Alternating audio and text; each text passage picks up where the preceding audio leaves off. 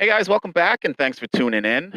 Today we're going to be discussing, is it worth it to buy one of these Can-Am Rikers or any Can-Am motorcycle? To do that, I figured we would ride the Saratoga National Historic Park.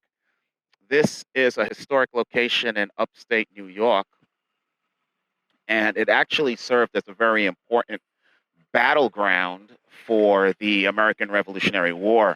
So essentially, there was a historic battle here. The Brits ended up surrendering, and that said to the French, check it out. These Americans are kind of badass, so why don't we join as their ally? And so this is where France joined the American Revolutionary War. Um, Fast forward, what, 244 years later, and it's all good, right? The next town over, we have a British physician that works at the hospital that I work at, and the next town over is a French restaurant. So we're all doing good. So what I say is we head on in. Hopefully the cameras and the microphones all work. I'm trying out a new setup, and we will discuss whether or not it's worth it to buy a new Can-Am motorcycle.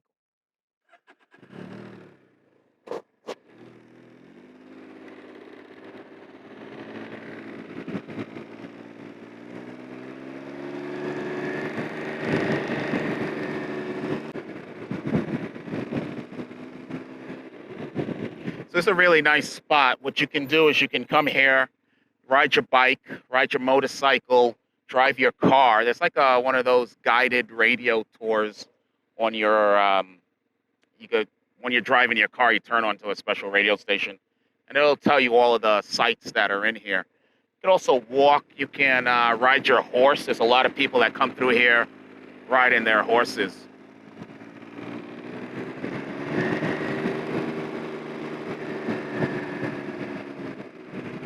It's around 1 p.m., so we got quite a few people in the parking lots. Looks like there's a school bus tour. So there must be a lot of kids learning about the American history right now.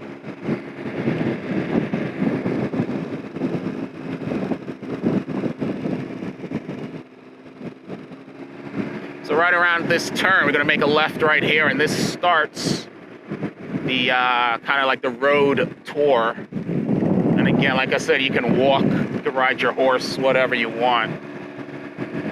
So let's get into it. It's a beautiful day. So right now, the question is it worth it to buy a Can-Am motorcycle? Or we could actually expand that to say, is it worth it to buy any vehicle right now? So because of COVID, we've had a major manufacturing shutdown, so there aren't a lot of parts to make vehicles. So few parts, the prices have gone up. You would think that, well, not a lot of people are buying any kind of vehicle right now, but that's actually not true. So BMW, for example, BMW right now in 2021 recorded one of their best profit years ever. They hit 15.5% profit margin, which equates to like billions and billions of dollars. So they're making money. Ducati, this is one of the executives at Ducati. During the pandemic, Ducati actually reported that because of the fallen inventory, so less inventory, they actually ended up with the best cash flow that they've ever had in their history. So Ducati's making money. So the question is, for Can-Am, how is Can-Am doing? Are they making money? Are they hurting? Whatever. So I went over to Can-Am. I looked up the past 4 model years for the bike I'm riding, which is a Can-Am Ryker. The Can-Am Ryker, when it came out in 2019, had a starting price. This is for the 600 of about $8,500. That is the number that was really bringing a lot of people into Can-Am's showroom. So 8,500 bucks. If you wanted the Rally Edition, which is what I'm riding right now, that costs you a little less than $11,000. So fast forward 4 model years. The price of the 600 really hasn't gone up that much, only about 5%. So as I told you, here are some people walking their dogs. Nice, friendly guys. It's a really beautiful location. So back to the story. In either case, the price on the 600 only went up about 5%.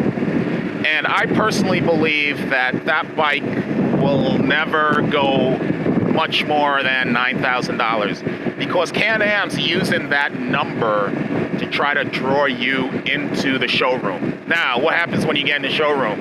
Everybody sees the Ryker. Not everybody, but a lot of people see the Rally Edition and they end up buying that.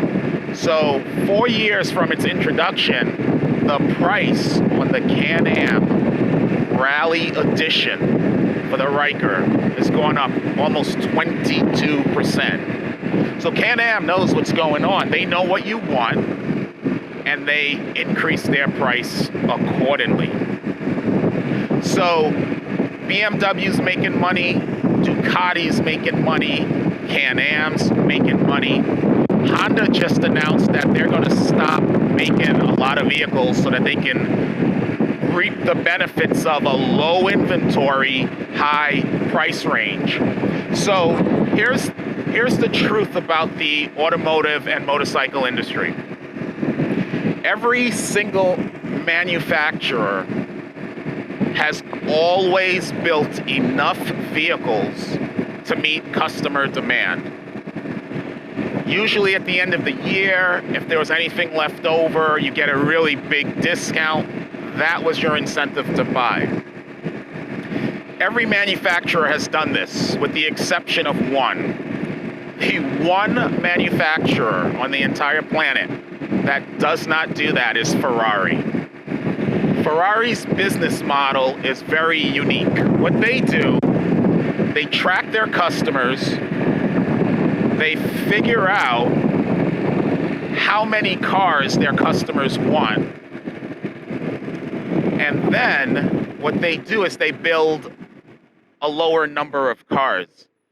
Just pulling over for a second because I see a car coming up. I don't want to slow them down if they want to go faster.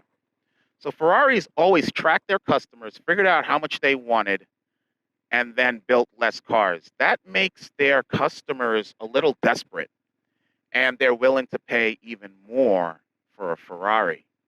So Ferrari has always had annual returns in the billions of dollars. September of this year, the executive officer at Daimler, so this is Mercedes, they decided they were going to follow Ferrari's lead, drop the number of vehicles that they make, and reap the benefits of high profits. That exact same day, BMW announced that they were going to do the same thing. Not only did BMW say they're going to start building less vehicles, but they also said they're going to do what Ferrari does and start digitally tracking their customers. So head over to the Can-Am website right now, or when you're done with this video, and what Can-Am wants you to do is start pre-ordering the 2022 model bikes. Essentially what they're doing is they're digitally tracking you, and they're digitally tracking their inventory. That means prices are only going to go up. So much so that if we look at the latest publications from CNET magazine, for example, they just published that this is the 6th month in a row that the U.S. consumers are paying record high prices for a new vehicle. Kelley Blue Book, where we all go to see the residual value of our used vehicles and what a new vehicle should cost us, They just published that automakers are now going to keep inventory low so that it drives up prices and they hit record profits. So moving forward, if we go back to the original question, should you buy a Can-Am motorcycle, whether it's a Ryker, Spyder, F3, it doesn't matter. Should you buy one right now? Given everything we just talked about, I would argue that this is probably the best time to buy a vehicle. Don't get me wrong, I absolutely don't think you're going to get a good deal. In fact, if anything, you're probably going to get screwed. Hey guys, check it out. There's one of the cannons during the American Revolutionary War. So all of this is like totally preserved from back in the day. This is where the Americans fortified their front as the British made their advance. So really pivotal moment in all of our histories. So like I'm saying, you're going to get screwed buying any vehicle right now. That's just a fact. But think about it. If all the manufacturers have decided that, hey, this is now the time that they're going to shut down inventory to keep prices high, think about it. What's going to happen, 2-3 years from now when you go to buy a vehicle? I mean, I'm going to anticipate that the price of a new vehicle 2 or 3 years from now is going to be extremely, extremely high. So relative to the future, I think this is probably the best time to buy. If I was in the market for a vehicle, I would have to suck it up and go out and see what was available. Check out that view. Holy cow. That's why this guy is parked over here. So those mountain ranges in the background all around you, that's the Adirondack Mountains.